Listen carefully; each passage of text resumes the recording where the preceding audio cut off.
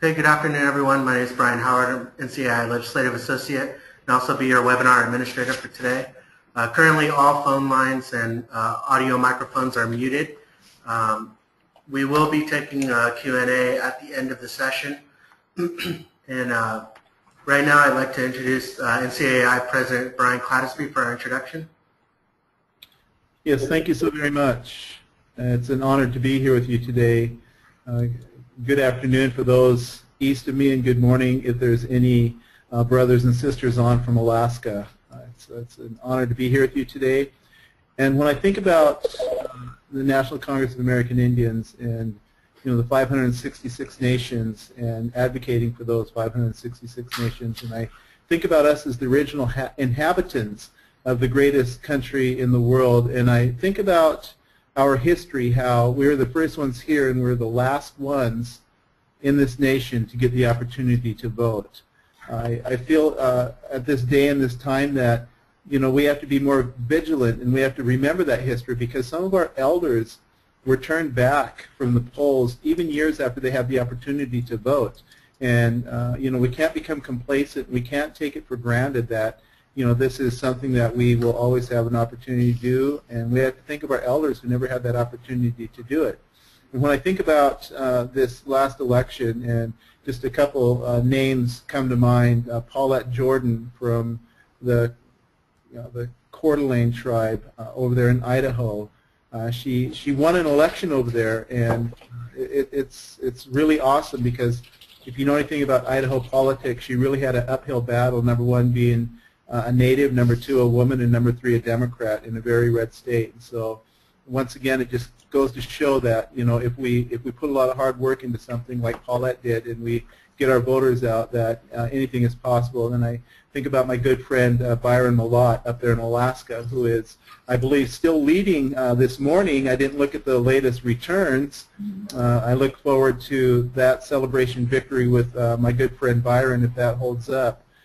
But just a couple of examples of natives wanting to be involved and wanting to be a voice for not only the Native Americans, but for all citizens, because it's very important that we speak not only for our people, but all people. So I want to thank those that put this together. I want to thank those speakers that will be following me, and I look forward to a great discussion today on this very important topic. Thank you.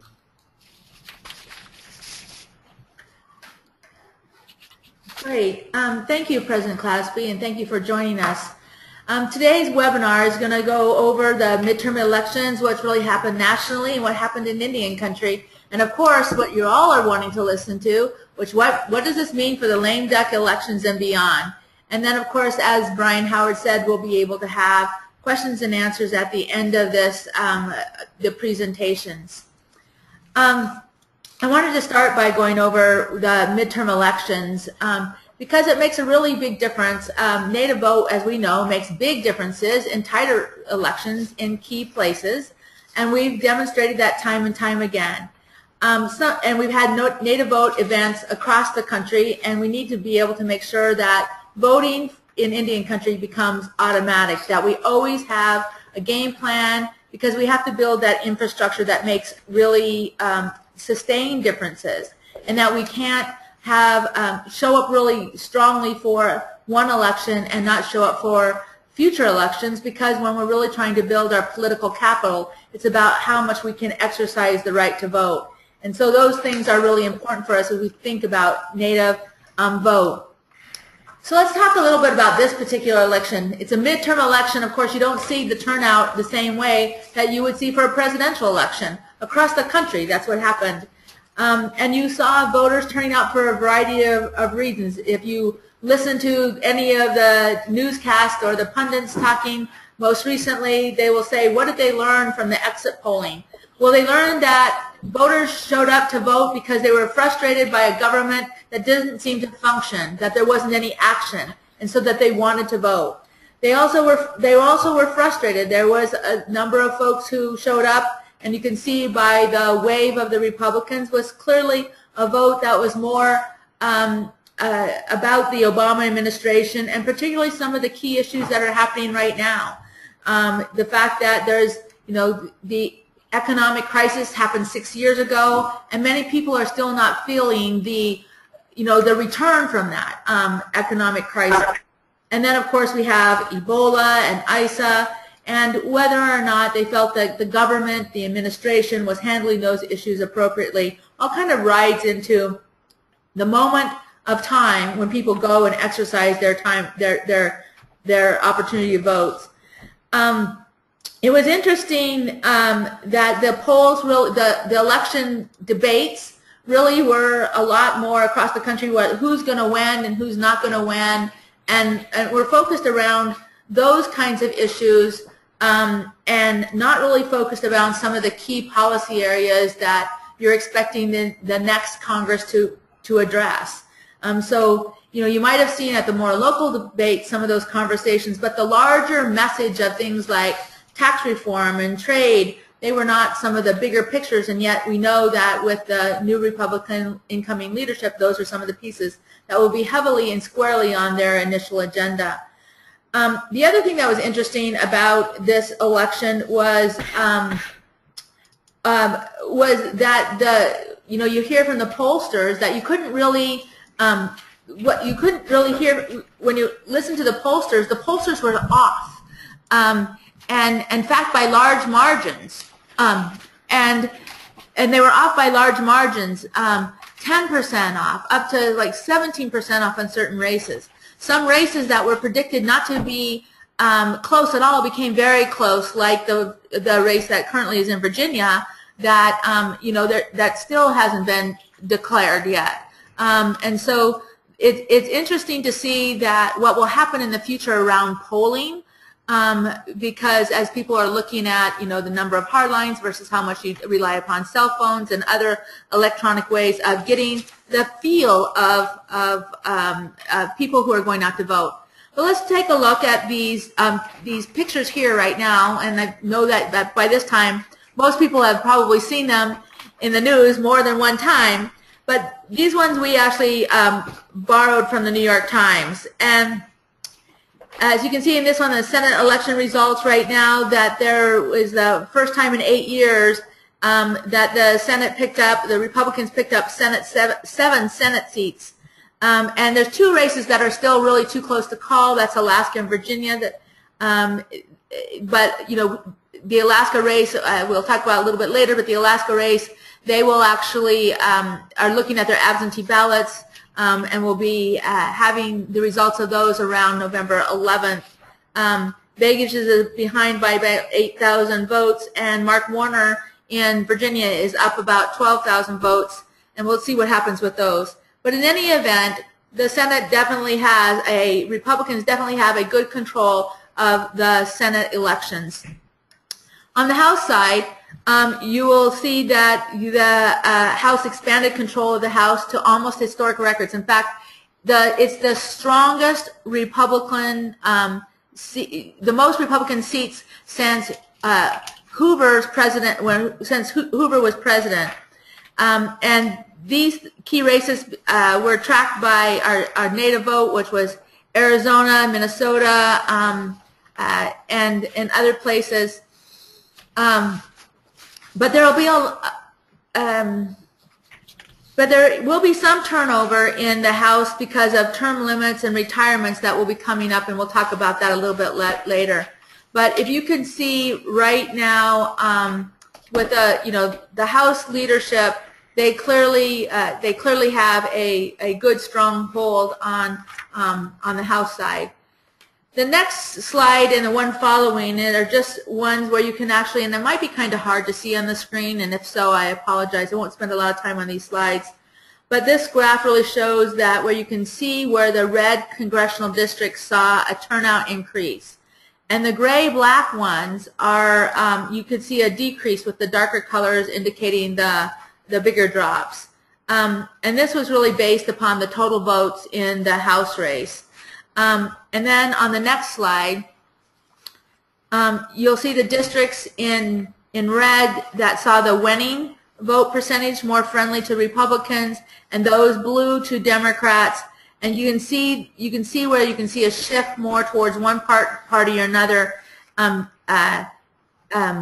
but it doesn't necessarily mean that that party won that race.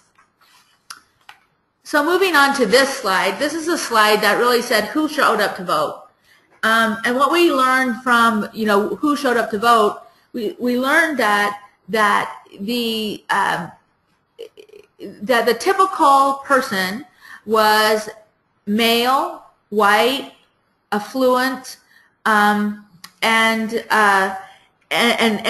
relatively conservative, that showed up to vote. And many say that, like in the 60, the older, around the 60 range and up, really showed up to vote.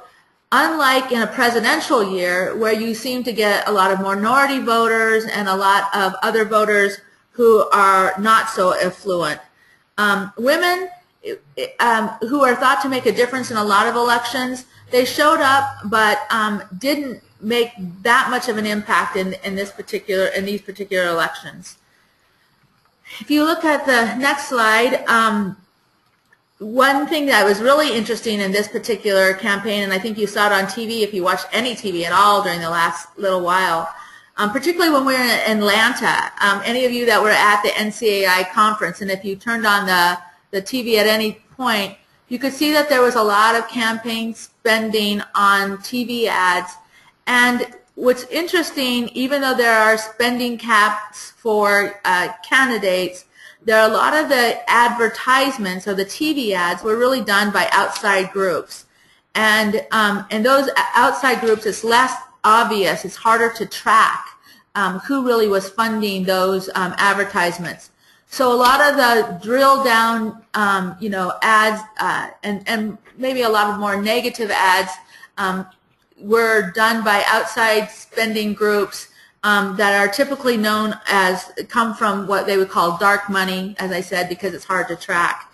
And then the candidates' ads were able to be a lot more friendlier. So people tend to like people who are friendly and people who smile and have the picture with the dog and the kid, and so those got across really well, where some of the other ads were focused a different direction.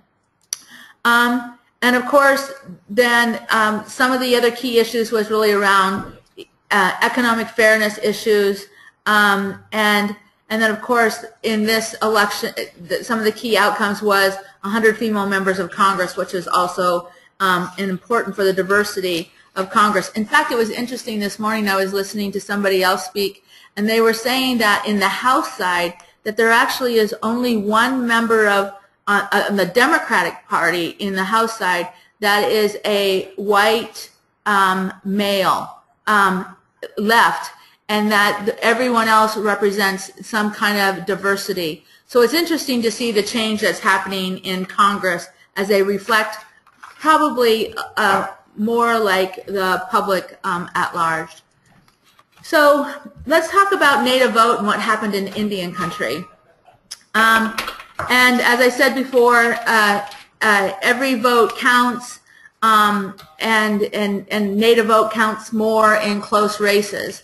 And it was counted on in some really close races. And that we really need to be able to build this infrastructure, the infrastructure that can sustain the political advocacy, but always being able to make sure that the candidates are reaching out on key issues that Indian country cares about. And this was very, very apparent in the Alaska Senate race. In the Alaska Senate race, like we said earlier, it's still too close to call. And you can see that there's a number of absentee ballots that are out there to count yet. That will be done on by November 11th.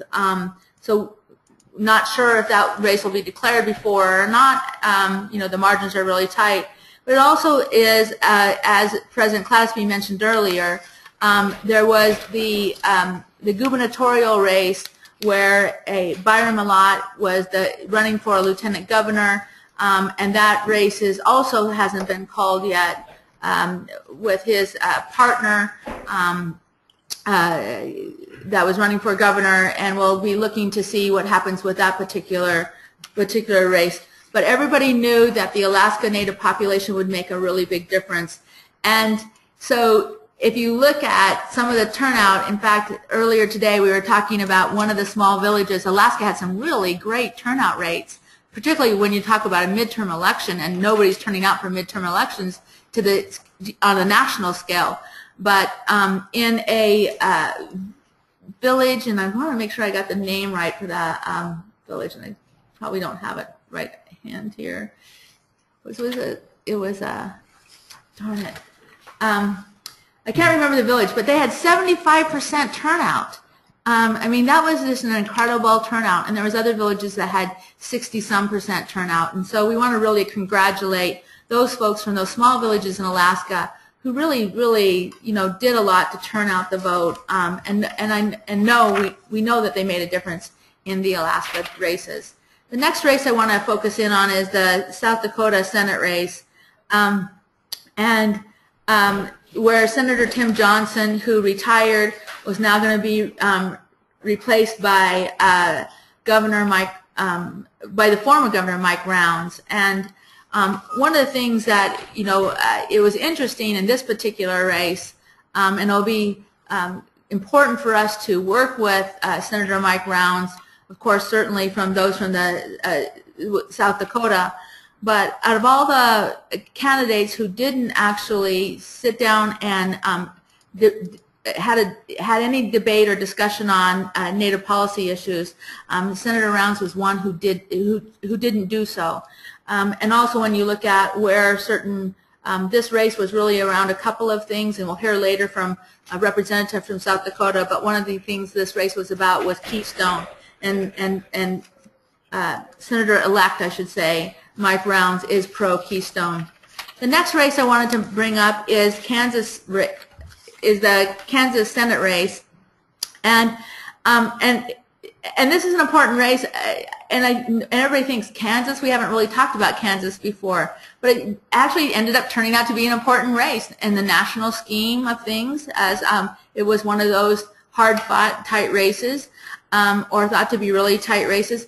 But the other thing was, out of our Native Vote collection of people who organized, the tribes in Kansas organized like they never had before. And they invited their Native Vote folks to come and meet with them, to talk to them on the telephone. And partly that was because I believe anyway, that they recognized that Native Vote makes a difference in their political engagement after the fact, and not just at the Senate races, but actually at the local level too, where they're meeting with some of their other folks who get elected, within the county and cities and within the state. Arizona is always a state that's on our map for Native Vote, and incumbent Ann Kirkpatrick won her re-election, and clearly it was from a solid turnout from the reservation. Just a little factoid, Arizona, the first district, is probably one of the highest percentage of Native voters in the country, and so that is why Native Vote makes such a big difference. We look at Minnesota, the 7th and 8th districts in Minnesota, and see the results of that. Senator Al Franken and Governor Mark Dayton, who had close elections the first time around, were re-elected comfortably, and so they'll be continuing on. But we had two rural House districts with significant tribal populations who saw a solid turnout on the reservation and re-elected the incumbents of both the 7th and the 8th districts. North Dakota and Montana at large. After Steve Daines moved to the Senate in Montana, he was replaced by Ryan Zinke, and in the end, Congressman Kramer easily won re-election in North Dakota. I just wanted to move to just a couple of gubernatorial elections. As I said earlier, the Alaska gubernatorial seats are not finalized yet. The Walker-Mott Unity campaign is still leading, but it's not final. In New Mexico, we had another Native candidate who was running for lieutenant governor, but that Democratic ticket lost to the incumbent, Susana Martinez. And then also just to note, in Wisconsin, Scott Walker won his re-election. If you look to, one of the things that's important about Native Vote is not just what happens in Congress here in D.C., it's really about what happens more locally.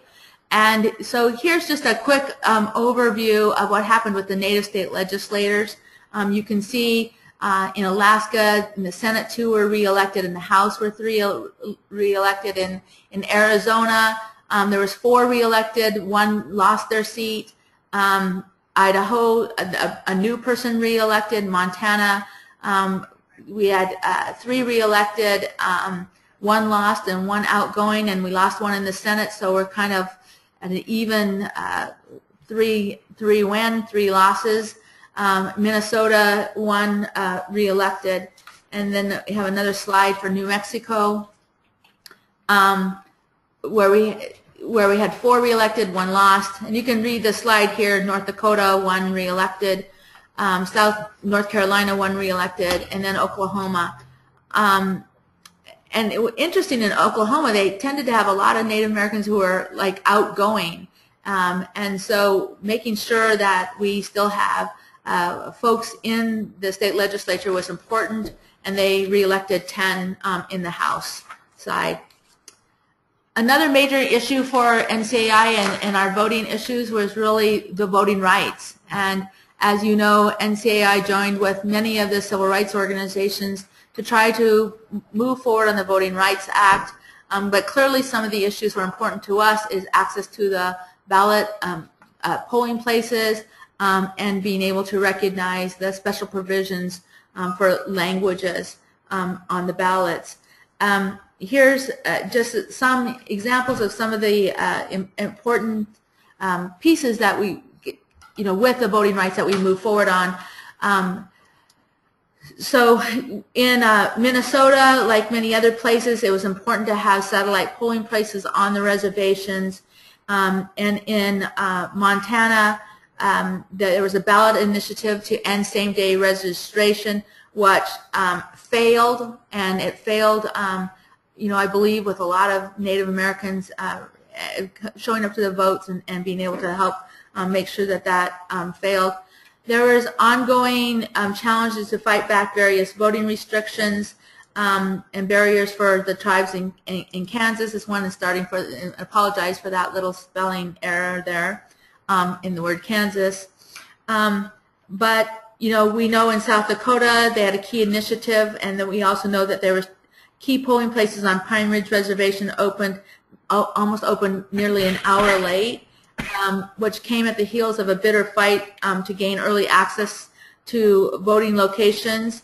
And so we'll hear about that a little bit later from one of our other speakers as part of this presentation.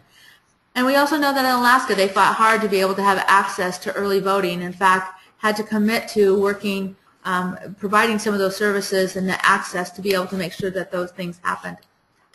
Moving on to the lame duck and what does this really mean in Congress. So just so you know, the lame duck orientation for the new members of Congress will begin in November 12th, and the elections are actually going to happen a week from today for the leadership on the Senate and the House. So we expect to be able to, finally, to get the final leadership. But at this point, there's really no expected changes in leadership. In fact, I think Senator McConnell has made it, very clear that he's interested in doing that. And we've heard that probably nobody else wants to do the job and take on that responsibility. So I'm expecting that Senator McConnell will be squarely the majority leader, even if somebody else does put their name in for whatever reasons they put their name in. He's made it pretty clear that he wants to be able to have a government that gets things done, and that he wants to have the regular order of business. Now, what the regular order of business means, it means that bills will go to committee, and once they get passed out of committee, that they actually find some time on the floor, and that they will actually have votes on the floor, and they'll get bills passed. That will probably relieve, that alone will probably relieve a lot of tension that has been built up between the House and the Senate. The House is always complaining that they've passed, 300 and some bills that the Senate didn't take care of this last session of Congress.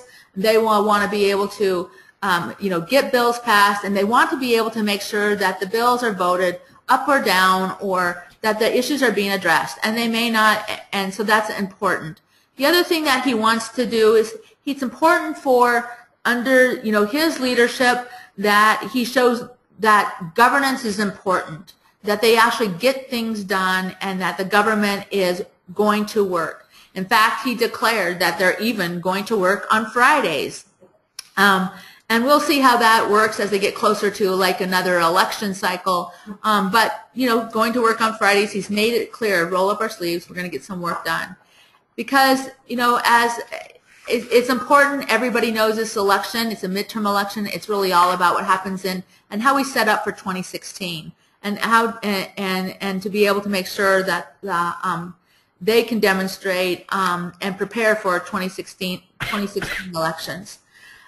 When you look at, certainly on the House side, Representative Boehner, the Speaker of the House, once again, is a position that there doesn't seem to be any challenges for, and he'll squarely be able to continue that leadership. And then Representative Pelosi has made it clear that she's still interested in her leadership position. In fact, I think her leadership position, she's held out as longer that one of the longest leaders in that carrying that position in the House for a long, I can't remember what the many numbers of years is, but definitely for a long time. And so we see that leadership still happening at least for the next 2 years. And on the House side, it's also important to note that they need 218 votes to pass a bill in the House side. And they're getting very, very close. The Republicans are getting very, very close to that number, and it'll be easier to reach. Right now, they still need the support of some of the Democrats, and so I think that there will still be a lot of effort to try to get things done with some bipartisan fashion to be able to move things forward. When we get to the lame duck priorities, if you look nationally what the priorities really are, currently the first priority is to deal with the funding issues. Right now, the government is funded through the existing CR, which ends on December 11th. They're going to have to make some quick decisions about how they're going to fund the government moving forward, whether or not it is. I was in an appropriations briefing this morning, and in that briefing they said that the appropriations committees are getting prepared to put forward a bill that they expect to share on December 8th. That doesn't give a lot of time between December 8th and 11th. It's likely that that bill will, it's likely that they may have another small extender just to give them a couple more days before they consider the appropriations bill. But on the other hand, they may be prepared since the totals are all there and the numbers are all there. It's just a matter of making sure that they can merge together their priorities. It is debated, and many of folks heard about the Cromnibus, which means that they're expecting possibly a bill that will look like an omnibus bill and a little bit of a CR. And why does it, and let me explain what that is. It means that a CR, the challenge with the CR for the federal agencies is that it doesn't allow them to fully function. It has problems with things like contracts that they can let out and other kinds of things unless it's squarely addressed. And the omnibus actually gets their bills passed and they can move forward with, work as normal. If the Congress during the lame duck can't get an omnibus bill done that puts all of the government moving forward, it might take some of the less controversial appropriation bills, package them together in an omnibus bill, and attach some continuing resolutions for those agencies like Labor, HHS, that might have a few more other issues that need to be addressed. But give them not long enough time to be able to address those issues so they're not just crammed having to deal with all of them early in the next session. So that's, another likelihood of how things may happen. Also, another bill that will have to be addressed, well, I guess nothing has to be addressed, but one of the other things that's likely to be addressed is the tax extenders. Tax extenders are important for a lot of economic reasons, and so tax extenders is very likely that it will pass.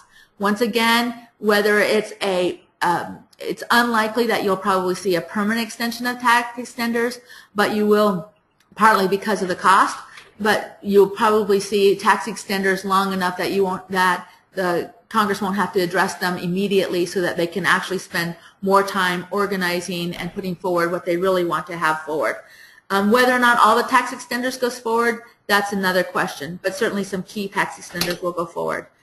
And then there's also this debate about the confirmation of the Attorney General replacement, because, you know, initially there's some thought that the first acts of, you know, whether or not this confirmation happens, you would think that perhaps in the lame duck there will be a push by Reid to get the Attorney General replacement done, as well as some other confirmations. There'll probably be resistance to do that, and if it but yet this is a key important appointment for the government to operate you know, appropriately, but there'll still be those who will want to challenge any seeming support for Obama, and want to be able to make this as one of the issues that they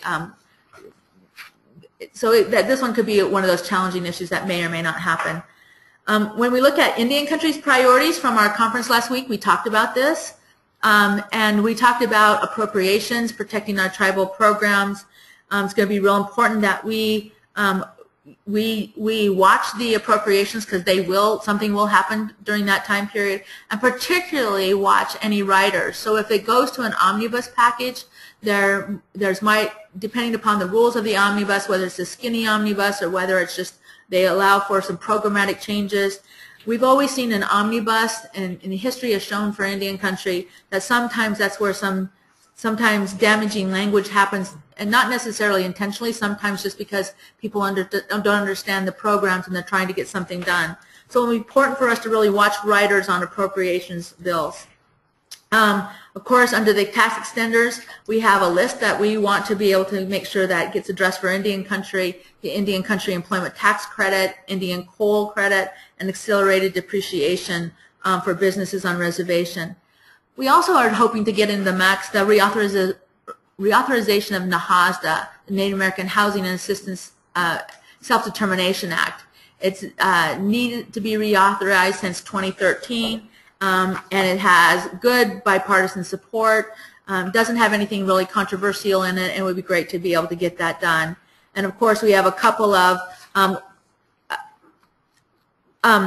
there's a couple of confirmations that we are looking to try to get done, like the NIGC chair and the director of Indian Health Service. The next priority that I wanted to next page I want to talk about is the 114th Congress Outlook. Really quickly in a snapshot, what do we anticipate to see in the 114th Congress? We really expect to see that there will be an attempt, as it's been said over and over again, to address issues with the Affordable Care Act. The political pundits don't think that there will actually be a full retraction of the Affordable Care Act. There might be a vote to attempt to do that just because, but they really believe that there will be more tweaks to the Affordable Care Act. And the challenge will be on that is whether or not those conservatives who are very opposed to the Affordable Care Act will see these tweaks as fixing something that they don't really want or trying to get them fixed. But those kinds of challenges are going to be things around like the 40-day work week versus a 30-day work week, and really one of the issues is going to be the equipment tax, medical equipment tax. The medical what?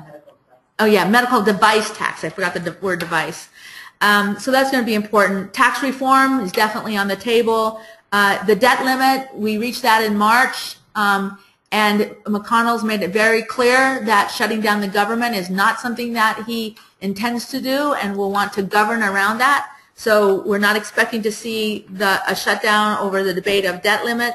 And one of the must-do, or what we believe will be an important bill, I can't say must-do, but an important bill to get passed will be the transportation reauthorization. Why? Because it creates jobs, it's good for the economy, it's good for the infrastructure, and all of those things are things that Republicans really care about. And so we see that the transportation reauthorization to be really helping to fit squarely in the goals of this new leadership. And then, of course, Keystone is something that we see, even Lisa Murkowski, who will likely be the chair of the Energy Committee, supporting. And so we see a lot of movement of leadership within the next regime that supports the Keystone. There's been a lot of oversight of the administration. You've seen that in a lot of hearings that have been called with Department of Defense or other places. There's likely to be some increased oversight if you look at folks who are frustrated but also want to be able to make sure that they kind of keep the tension on the administration and keep them busy having to come to hearings as well, rather than doing some other kinds of work. But the bottom line is that the Senate will still need bipartisan support. So will the House. The Senate will need it. It needs 67 votes to have a supermajority, and and so it will be important for them to look for both sides to work together, and clearly Republicans to look for those Democrats that can support where they are. Moving to the next slide. During NCAI's goals are really going to be to push your priorities. And to be able to make sure that we stay in tune with the transition and that we try to educate all the new members that have come into Congress about Indian country's priorities. And we'll be working with the D.C. tribal advocates on that to assist in helping to do that advocacy. I just want to take a second to run through some key committees, and these are just these are not set in stone. I want to make that very clear. These are people, everybody trying to guess what they think is going to be happening. But clearly with the leadership, Senate Indian Affairs, currently Barrasso would then move into the chair position. But that really depends on whether or not there's another committee that he is really interested in, and that leadership comes open. And it just figures out how it trickles down with the leadership decisions that are going to be made initially starting next week. Same thing with appropriations. You see Cochran, who really has been stated that he really does want to take the appropriations chair. It makes sense. He's got seniority. He'll probably take the chair. And Mikulski will remain and switch to the ranking for that. For budget, you see a number of people vying for that position, and it'll be important for us to keep track of who will be moving forward. And as I said earlier on energy, it's Murkowski is very interested in that. She would like to have that committee. Her dad had that committee, chaired that committee, and I think it's someplace that she'll go. It's talked about that, given Landrieu and her challenge with her elections, but that Cantwell might be likely to go to the Energy Committee, and Cantwell has a strong interest in alternative energy and clean energy sources. So we will see how that works out. Inhofe is been great on public works, transportation is important to him, and him and Boxer have worked together for a long time, putting together transportation bills. It's likely that they will continue to be a team working for the Environment and Public Works Committee. And then agriculture, we have Roberts, and then and I'm not really sure who might step into the ranking, whether it'll be Stabenow or Klobuchar, but those are two likely candidates. When you look at the key committee leadership, you look at the Help Committee, which is Health, Education, Labor, and Pension. You'll see Alexander, who's likely to be the chair of that. Alexander, as I understand, Alexander's style is one that actually likes to get things done. It's likely that he'll have a lot of bills go forward.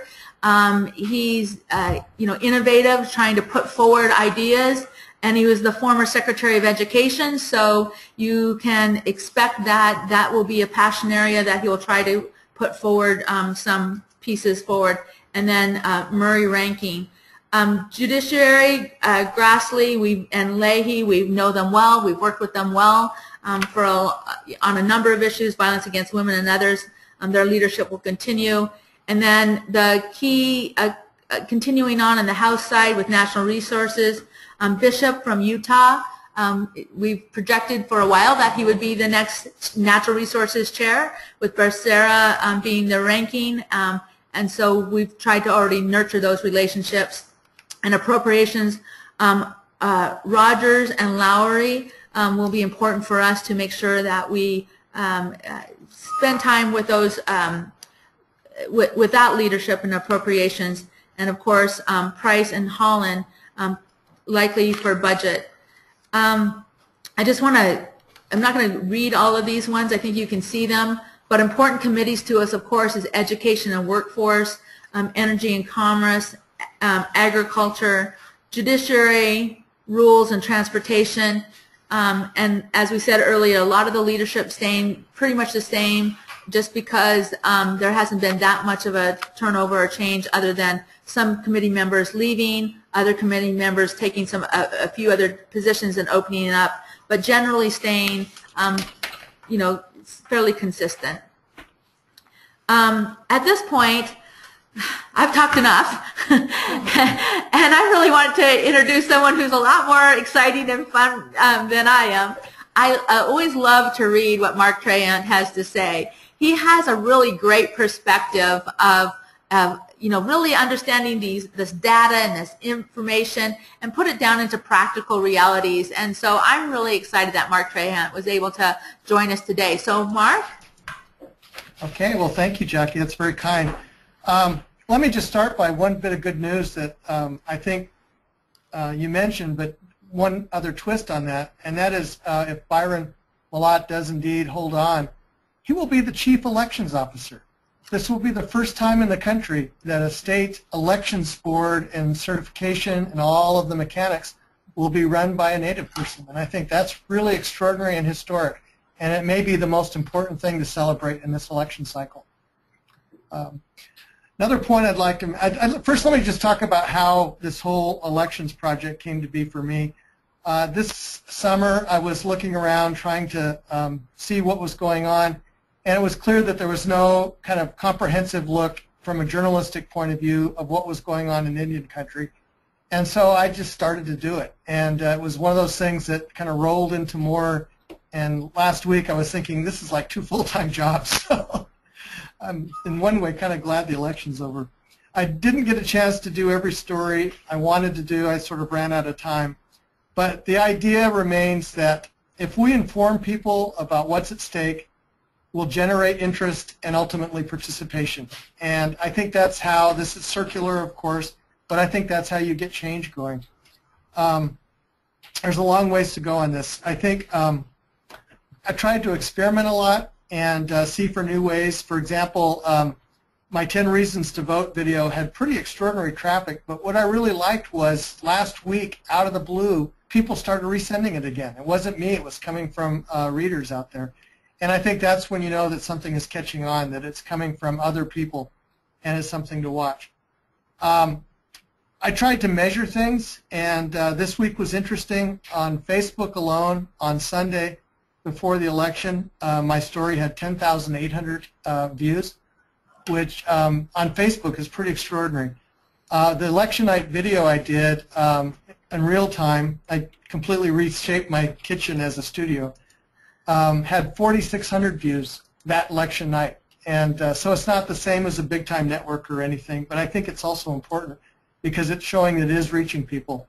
And then I just pulled these numbers from Twitter, and I think this really says a lot. On election night, I had 45,200 people following my tweets. Wow. So it really shows that there is an audience out there. But I also think it says something about social media and elections. I think we still have an untapped audience. and it's a resource that we can build on in the future. The average life of a tweet is about 8 minutes. And so think about that in terms of we need someone dedicated to doing elections and social media, where every time an issue comes up that's interesting, blam, they're up there, they're posting, they're tweeting, they're getting relationships built and trying to build the biggest audience possible. And we need to do this on Twitter, we need to do this on Facebook, and we need to do this on Instagram. And even Pinterest, we need to build this different areas for different segments, kind of a rapid response. I think this year there was a lot of great activity, and it's worth celebrating what worked really well. But it's still largely old form, and by old form I mean we produce content of some kind and we put it out there and hope people will share it. In the social media space, what we need to do is then take it to the next step where people create content and we help them share it, so that we're giving up control in one way and being more part of the platform. And I think that's something we can look at.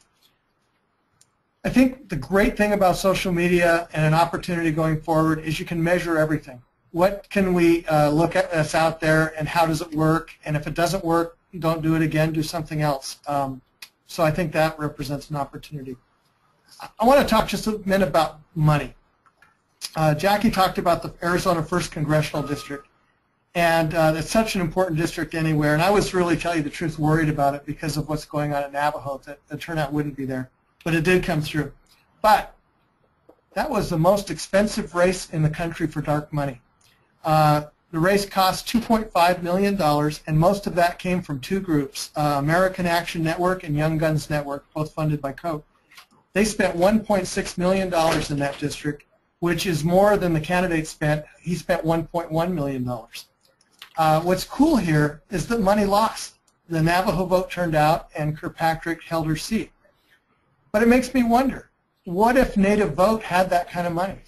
Not just a few dollars here and there, not just little tiny amount, but serious money, at least equal to the amount spent on that one congressional district. How could that money be spent? Well, we know what works in a tribal community already, but what about building social networks in every community that can build around an election, that it can inspire and excite young people? And we need to do better at data collection. We should have everybody's phone number and have a message going out on election day. And TurboVote does that now. I kept getting messages about every other day from TurboVote. Have you voted yet? Is your ballot back? But then you can start to measure, is the ballot back? Did they actually turn it in? What are you doing with it? And so that's kind of why that money. So something to think about is what would it take to create a serious pool of money to take this to the next level. Young people. I wrote before the election started that millennials ought to be angry about debt and turn out in large numbers to vote. This is the most indebted generation because of college and history. And I asked, will they? And I didn't know. Turns out we do know, and the group only turned out at 12%, and even worse, it was a 25-point differential, which was the greatest gap in age voting in 3 election cycles. So this, you have to go back 3 election cycles to see youth vote this unfortunate. And so I think that's an area where we can really work on it. Already this generation represents 1 out of 3 workers. So as a voting bloc, it really could be used to drive public policy in important ways. Even here in Alaska, 39% of that age group voted, which again is the lowest in 3 cycles. And if you could just push that number to 50 or 60%, that changes everything. So that's just a few ideas. I'm going to keep reporting under Trahant Reports on my Facebook page and my blog and my app. And I really am interested now, one, to keep building for the next election cycle, so I'll keep doing this, but also to look at how this actually will impact public policy and try to raise some questions about that. Thank you, Mark. It's always good to have your perspectives and your stories that you're willing to share. We know that this election, there was also some other big issues in some other places, and I believe that there are a few other folks that are willing to share some of that information with us.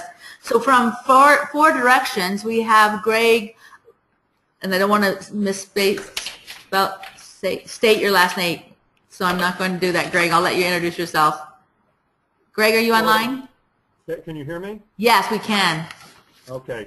Hi, this is Greg Lembrick. I'm the legal director with 4 Directions and the statewide election protection coordinator in South Dakota for Native Vote. And we had a really great election cycle in South Dakota. We fought hard in advance of the election to establish early voting locations and/or satellite offices in reservation communities, and we were successful in getting set up in all but one of our target counties. It took 2 different federal lawsuits to get there, but we ultimately did, as I said, get set up in most of the places where we wanted to be. 4 Directions and other nonpartisan groups worked with the tribes to organize a substantial get-out-the-vote operation on all of the reservations in South Dakota. We encountered numerous problems and opposition, including the white sheriff lingering in the Pine Ridge early voting satellite station for a couple of days and really intimidating some of the Native voters. We were able to deal with that, but only after a few days. And also there was a state and county database error that actually misprocessed new voter registrations in several reservation counties, so we had to spend a lot of time getting that cleared up. So statewide voter turnout in South Dakota this year plummeted more than 8 points from the 2010 midterm election, but despite all the obstacles facing us, Native voters actually came out in force. In fact, of South Dakota's 66 counties, the only 4 that saw increased voter turnout in this election were reservation counties. Shannon County, which is most of Pine Ridge, Todd County, which is the Rosebud tribe, Corson County, which is most of Standing Rock, and Buffalo County, which is Crow Creek. As I said, those are the only 4 places in the state where voter turnout in South Dakota went up this year versus the last midterm, and they're all on reservations.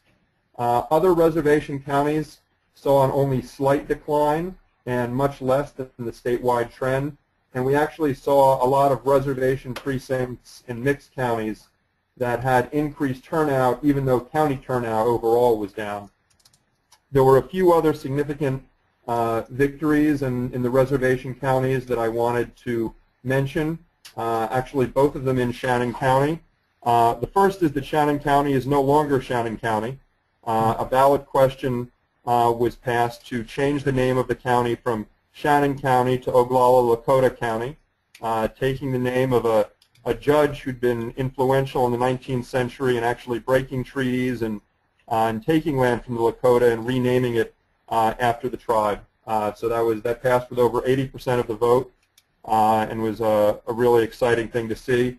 Also in Shannon County, the white sheriff who was blocking doors to the polling place for a couple of days during early voting was voted out. A tribal member ran for sheriff for the first time and got over 85% of the vote. So we had a great turnout. Didn't swing any of the statewide elections, but certainly showed up in force despite the statewide trend downward. The Native vote just continues to come out in greater force each election, and things are certainly getting done at the local level, electing local legislators, school board members, county commissioners, as well as the other victories I mentioned. So still a lot of work to be done leading up to 2016 and beyond, but generational change comes slowly, and we're making really great progress. Great. Thank you, Greg, for that update. And congratulations. Those are 2 really important wins, and certainly will drive more people to come to the polls in the future. So thank you. Is Matt Dannenberg on? Matt Dannenberg? Yeah, I'm here. Great. And Matt's going to give us an update from Wisconsin. Yes, go ahead, Matt. Yeah, bonjour, everybody. I apologize. I was in and out of signal, so I'm glad this worked out where I am cruising through Menominee Nation here in Wisconsin right now. I'm going to pull over so I can give you our update. So similarly, we weren't able to, influence big statewide races here, but the impact of the Native vote was huge up in northern Wisconsin. We had 23 tribal members from 8 of the different tribal communities in Wisconsin on staff going door to door this fall and getting out the vote. And we had, comparing turnout to 2010, In 2 of the communities, we doubled the turnout of the Native vote. It's just incredible. Our goal was 6%. We doubled the turnout in a couple of communities. In another community, we increased turnout by 12.3%, and we had a similar increase of about 15% in Menominee County, where I'm at right now. And so those are some of the numbers that I was able to tinker with so far, and I'm just really excited to continue to dig into some of the other areas of the state where we were able to work. But you know, the results speak for themselves. I mean, you know, statewide, we had you know, not the results that a lot of tribal leaders here would have liked. However, in northern Wisconsin, we did have 2 very Native-friendly candidates win in a statewide trend where a lot of them didn't. So the impact of the Native vote was huge. We built a lot of great new leaders from, you know, we had canvassers that are 19 years old all the way up to Deanne from Lakota Ray, who was 76, who was sitting at tables, was going door to door and getting voters out. So the elders working with the youth, some more seasoned canvassers working with some brand new canvassers, and we were really excited with the results. We had our debrief yesterday, and everyone is really pumped up for the next election. Tribal leaders, you know, working in conjunction with our Native Vote campaign here, they want to know how they can get more convenient polling locations in their communities, and we worked with them to, you know, start building plans to make that happen, working with their municipalities.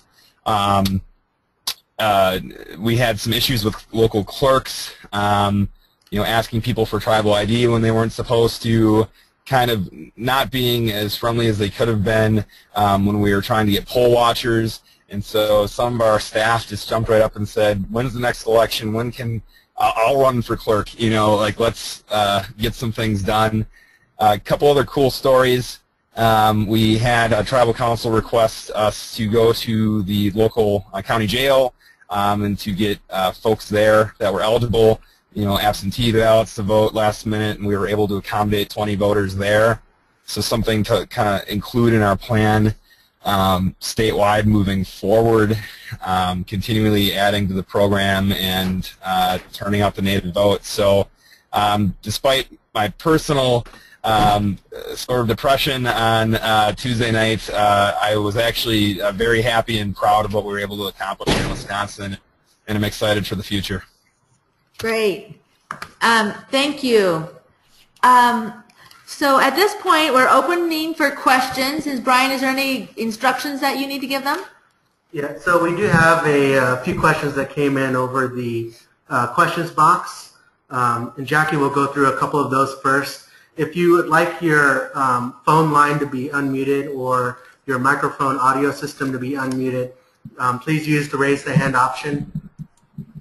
Great. And if you have any questions, just let us know. So one of the questions came, were there poll watchers in Alaska Native villages? And yes, there were in some. I don't think that they were in all. Alaska requires that you have to have a certification process and go through some training in order to be a poll watcher. But I know that there was an attempt to have poll watchers, and I know that they make differences when you have them there. So encourage folks to have poll watchers in the future if you don't have them now. Another question was, any info of ethnic vote, particularly rapid growing groups like the Hispanic community? Yes, actually. If you look at who turned out to vote, you will see that, as I said earlier, that there was the larger, the folks who turned out to vote in a higher percentage than probably norm was the 60-year-old kind of crowd. They're more affluent, white.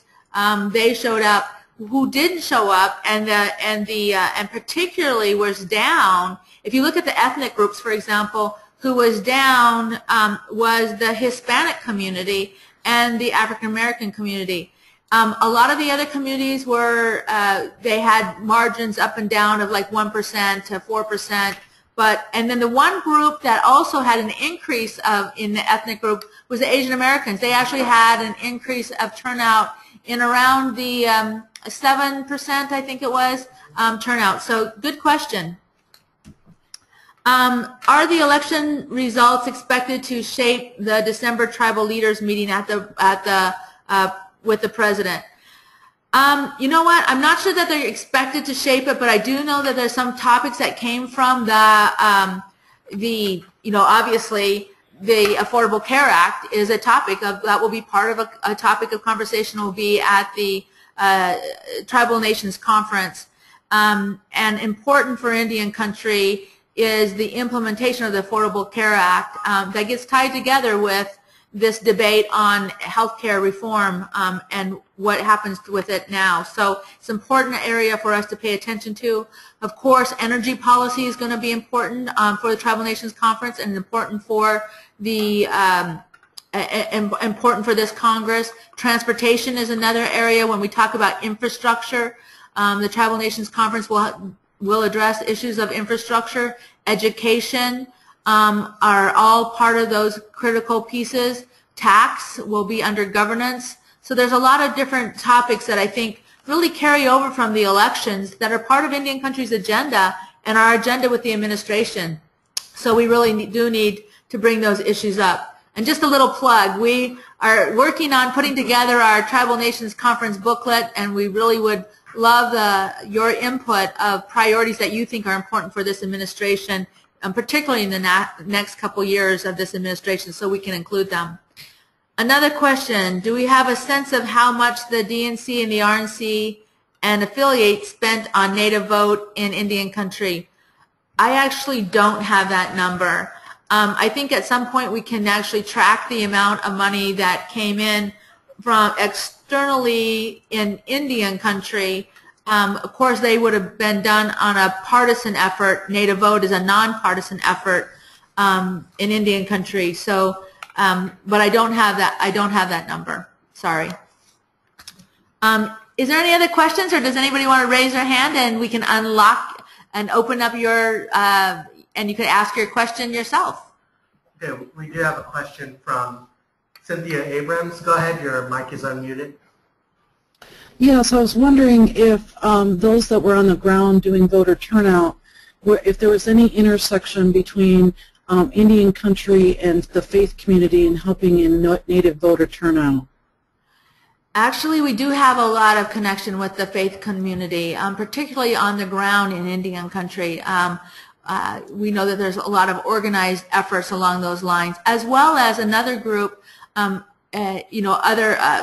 example, in certain areas, the Latinos and the Native Americans have joined together in some of their tracking and door pitching. So that's been another area where there's been a lot of growth and traction with partnership and partnering. And my second question is, in the future, as we move towards 2016, how can the faith community be helpful to Indian country for voter turnout and for advocating for Indian priorities? Good question, because the faith community is one of those communities that actually really shows up a lot to vote. I mean, they're normally good regular voters, and people really look towards how can they engage the faith community. And I think that we have found that the most effective way is making sure that the communities, the churches, the local churches, are well informed of our issues, and partly that's partly up to us to be able to make sure that we've shared those issues. We work really closely here in DC with a number of faith partners. The Friends Committee is one that we work very closely with, and they participate in a regular basis with our advocacy strategy meetings. But we also share with them the priorities around particular issues. And so I would encourage those on the ground to always make sure that your local faith community is well informed, because they do tend to turn out to vote, and they turn out to vote in blocks. Thank you. Yes, is there other questions? We also have a question from Paula Hopkins. Your mic has been unmuted. Paula, are you there?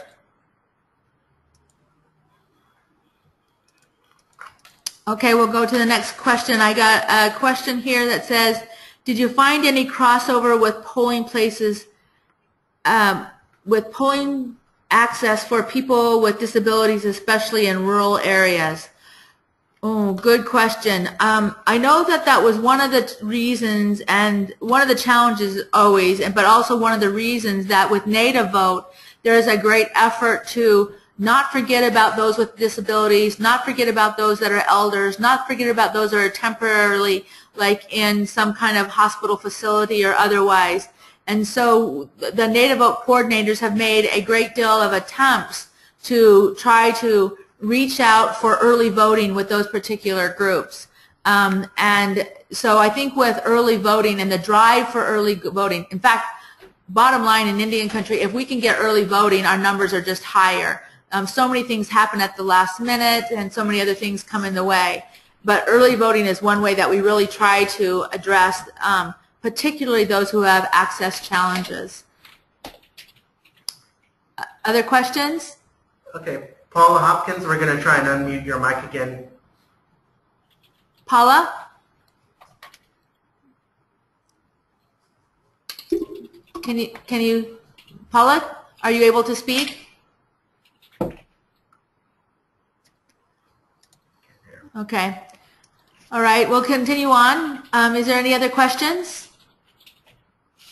And is there anybody else wishing to raise their hand that we can undo your mic for questions?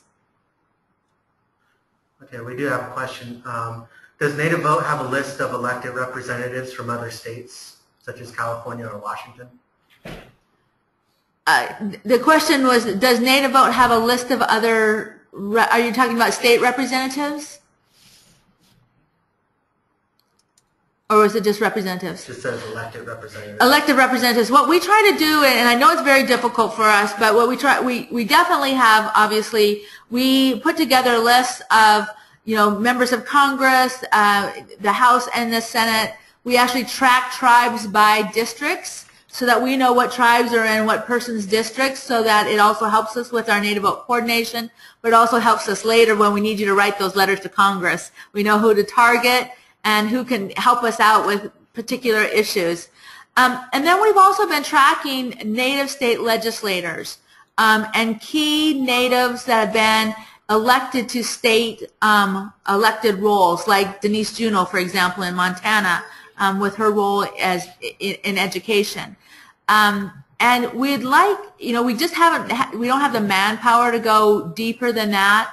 But we do have a relationship with the National Council of State Legislators, and we try to make sure that the Native state legislators, who has a caucus there, are also well informed with NCAI's current issues and recommendations. Is there other questions? Okay, we do have a question from Dustin Monroe. Go ahead, your mic is unmuted. Yeah, can you guys hear me? Yes, we can. Oh, okay, good, good. I just want to say that over here in Montana, you just missed two. Susan Weber from House District 16 and House District 15, George Kipp, also were elected here. But I guess the biggest question that I had was, even looking at Shannon County, here we defeated LR 126, but that was more for the whole total for the state. But in Shannon County, where you actually changed the name, does it increase turnout, Native voter turnout when you get it all the way down specifically to the county level? Is that something that we could use in the future to increase rather than looking just at overall state ballot initiatives? Yes, I think, you know, you're definitely right. To be able to track Native vote turnout by the counties, the districts, precincts is an important tool, particularly for trying to move forward in the future. NCAI and our Native Vote folks have done a couple of educational webinars to try to share some of those tools that are available to tribes. But clearly always initiatives on the ground that, like those ballot initiatives, we find that they are really drivers to get people to turn out. When people think that they're going to the ballots to exercise their vote about an issue or about a person that cares about them, it drives people to the polls. And that's why it's so important to make sure you have candidates forums and that the candidates are well educated so that they can speak to your citizenry about issues that will drive people to the polls. All right, and I have a couple of other questions that came up here.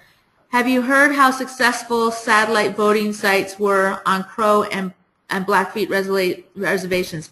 I have not. Mark, have you? No, not yet. Okay, yeah, I haven't heard about whether or not those satellite voting sites were successful or not, but we will check on that. That's a good question. Do you have a list of, was that, you have a list of detected? Elected. Oh, excuse me. Do you have a list of elective Native lawmakers on the state, at the state level?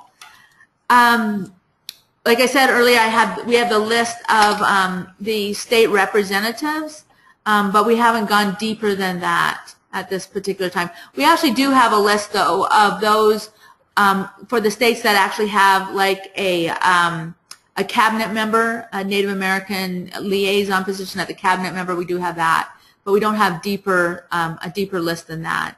I mean, if somebody does, we'd love to have it. So thanks. Okay, and we do have a question from Vivian Olson. Go ahead, your mic's unmuted.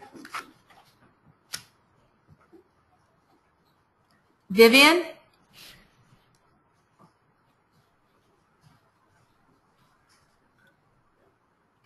All right. Is there any others? Okay.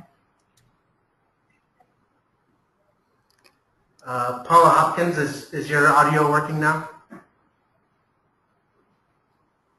Paula?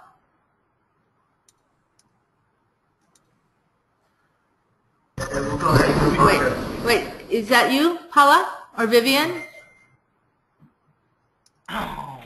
Vivian? Vivian? Yes, we finally got you. Okay, you can ask your question now. Okay, fantastic. I've got Paula Hopkins and Marja Fritzler here, and we're with the Prairie Band Potawatomi Nation in Kansas, and we were able to, the volunteers here were able to, in such a short period of time, within 2 weeks, register 114 Native American voters, and that we already had 235 registered voters. One of our goals was put Kansas on the map, and so we're wondering, can we put Kansas on the map because we're not on the map yet, and we're trying to increase our tribal enrollment, and we hope that the Kickapoo and the Sac and Fox and the Iowa will also follow suit, as the Prairie Band have done. We probably have another, 500 people to try to register? Yeah. So our first question is, how can we get Kansas on the map? Well, I think you just put Kansas on the map because, you know, we mentioned you earlier in the webinar, and clearly your activities have made people pay attention and notice. And so, clearly the work that you're doing for Native Vote and getting out the vote is making big differences. And we're glad that you joined the crowd. Well, that is fantastic because we did even get some articles in the local newspaper, and we actually I was running as a candidate, and I was defeated, but the person who did win doesn't know a lot about tribal law or history or anything else, so we appreciate what you said about candidate forums. Our second question is, what would you recommend that we do year-round? Because it just wasn't enough time when you get started in September. Even though we did a great job, the volunteers went out, and the tribal council and the tribal government really got behind Native Vote, which was huge, providing transportation and potluck dinner and things like that, contests.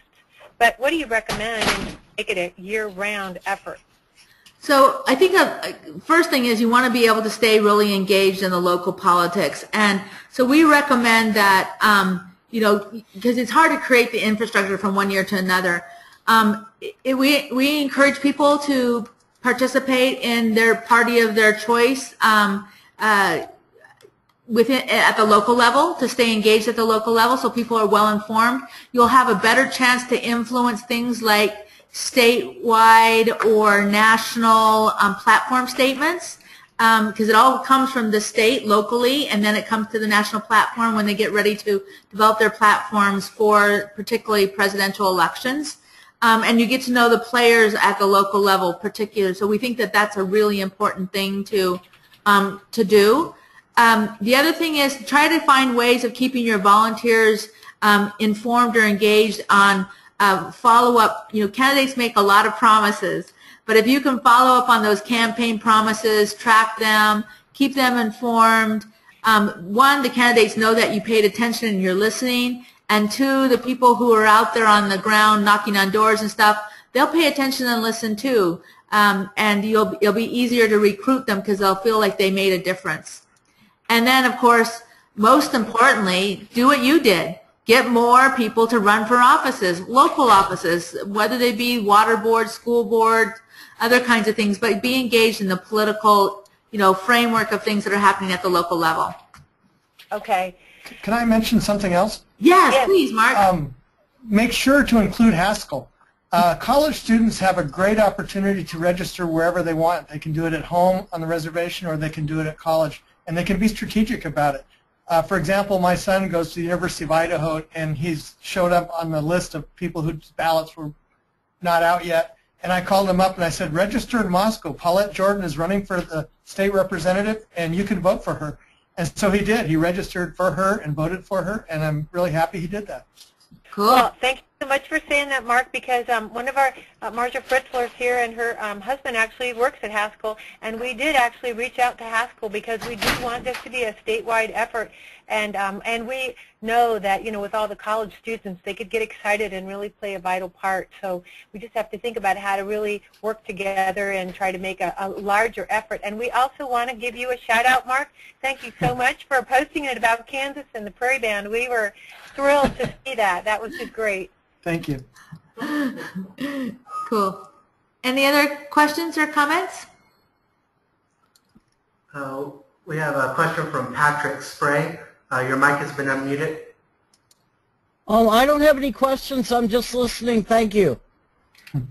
Okay. Well, thank you for joining us. We appreciated that. We do have a question from Kyle Crandell. Your phone line's unmuted. Hello, this is Kyle Crandell. I'm from the Pomo tribe in Northern California, and I've been a delegate for the California Democratic Party for since 1993, and also I sat on the Native American Caucus Board. And you guys did a wonderful job. So I know it's a lonely job, but nationwide you guys did a great job, and the statistics show we did not win a lot of races, but I like the dialogue we're having because you guys are all zeroing in on the same thing. And the lady that from Kansas, she wanted to know what we should do going forward, and that was a great question. One of the things that I did, I remember I graduated high school in Anchorage, Alaska, so I was involved in, you know, couldn't get involved in the student politics there, but I joined the Ted Kennedy for President campaign in 1979 when he ran against Jimmy Carter, and that got me started. And so I worked on that campaign, and in 1988, in the state of Washington where I lived, I was a state delegate for Al Gore when he ran for president. And then in 1993, I became a state delegate for the Democratic Party in California. But the most important thing is join the local clubs. Whatever local club there is for Democrat or Republican, join those clubs. Go to those clubs, get active in those clubs, and also get people registered to vote wherever you can. And that's what we did. I was president of the Castro Valley Democratic Club in the Bay Area for 2 terms. And one of the things I learned is all of our issues are the same. We care about, you know, jobs. We care about education. We care about health care. Those are Indian issues, and those are American issues. And so once we get together and start telling our issues, then they'll start listening to other things that, you know, we see. You know, reservations. You know, there's still poverty on reservations, and a lot of other things that we need in Indian country. So what we need to do is get involved more locally, like you know, the lady said from the staff, I'm not sure her name, but she's been doing a great job. And run for president of your club. I was treasurer of my club and president. So, and then you'll move up, and then once you start moving up, people will start seeing you have the same ideas as them. And then you'll run for delegate, and you'll run for DNC representative, and then what the most important thing we need is a lot of the candidates who are not native, they don't know native issues. Bring them to the reservations. Bring them to the tribal organizations or forums to ask questions. Gives us a chance to ask questions and get our issues and concerns out to them because they have no clue. And so we can tell them that. And if we can't find them to come out to us, then let us run it. I ran for city treasurer here in the city I live in, of 200,000 people. I had $340 in my campaign war chest. The lady had $20,000 hers. The job pays $250 a month. so they, you know, I've been around the state and I've been around the country, and I've seen a lot of really great Native Americans. We need to start encouraging our people to run for office and get involved locally. So thank you again for everything. You guys did a great job, and let's move forward and get stronger and bigger. Thank you. Thank you very much. Thank you. Other comments or questions? Okay, 1 second. And we just have a few more minutes. We're going to cut off here, so let's. I have one more thing I could mention if Please, we're waiting. Mark, go ahead. Okay. Already the focus is on 2016, and it's mostly about the presidency. But for Indian country, I would focus on 4 states for 2016. And number 1 on that list is Arizona. That's a seat in the Senate that can be won. Alaska is going to be hot all over again, and that's another seat that could be in play. And then both Dakotas. Both Dakotas are going to be key states, and they're going to be written off early, so an early organization and an early effort could surprise everybody. Well, those are definitely states where we know Native vote can make differences. Our populations and our numbers are there, so make sure at least that the campaigns are about the issues that we care about. Yes, you had another person? Yeah, we have a question from Matthew Thomaskin. Your phone line is unmuted. Matthew. Hey, Jackie. Can you hear me? Yes, we can. Please go ahead. All right. I was very excited. As you know, my name is Matthew Tomaskin. I'm the legislative liaison for Yakima Nation, but I'm also the Native Vote co-chair for Native Vote Washington. And I was very excited to hear the ladies down in Kansas talking about what they can do to do more, you know. And I like the gentleman's follow-up statement too, you know, become a delegate. Washington State sent 10 delegates to Charlotte a couple years ago, and we're looking at, I guess we're challenging other states to send tribal delegates and try and beat 10. But what they can do also is, you know, we've all heard of Wellstone, we've all heard of Progressive Majority. You know, there's some outside organizations that we can utilize to better train ourselves in, you know, running for offices or what have you. So that's you know, that's something that's out there that we can utilize. And I'm really excited to hear Mark's statement with regard to social media. I really like that, and I'm hoping that there's a way we can work towards that as a goal. You're right. We definitely could take advantage of social media better than we have, and there are some good trainings that are out there for folks who want to run for office. You know, the Wellstone training is a bipartisan type of training. There's other trainings that are both more partisan one way or another. But we at NCAI always try to do at least one session during our Native Vote training webinar series or at our national meetings on running for office and what does that mean and how can you prepare yourself and are you ready yet? So we're encouraging more and more people to run for office. Good comment. Thank you. Thank you. Okay, we have one more from Yvette Joseph Fox. I've unmuted your line. Yvette. I can't talk.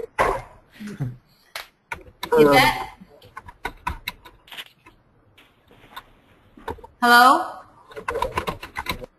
We don't have that. So we really should be closing off now. I'm not sure if there's any other final questions, but I want to thank again our presenters, thank President Clattersby for taking time out of his day to open up our webinar today. Certainly want to thank Mark Trahant for being with us, and his words of wisdom, his perspective, and his advice is always well appreciated. I want to thank those on the local level, those Greg and Matt and so many others who have actually led the initiatives in their own communities, in their own states, that have made all the difference. Native Vote can only happen if people on the ground make it happen. It is not about NCAI. It's not about the national orgs. It's definitely not about Washington, D.C. It's all about what happens on the ground, and you guys are the ones who made the difference. So congratulations to you again and helping us build this framework and this infrastructure that will continue into the future. And lastly, I want to thank the NCAI staff for, within a very short amount of time, pulling together all this information, this data, these charts, everything that they can for the last 24, 48 hours. All they've been doing is watching TV. No, watching and hearing exactly what's happening, so that we are well prepared to be able to represent you in Washington, D.C., and that we know the issues and we can frame them in a way that makes sense for the next congressional session. So thank you so much, and thank you for joining us. Goodness cheese.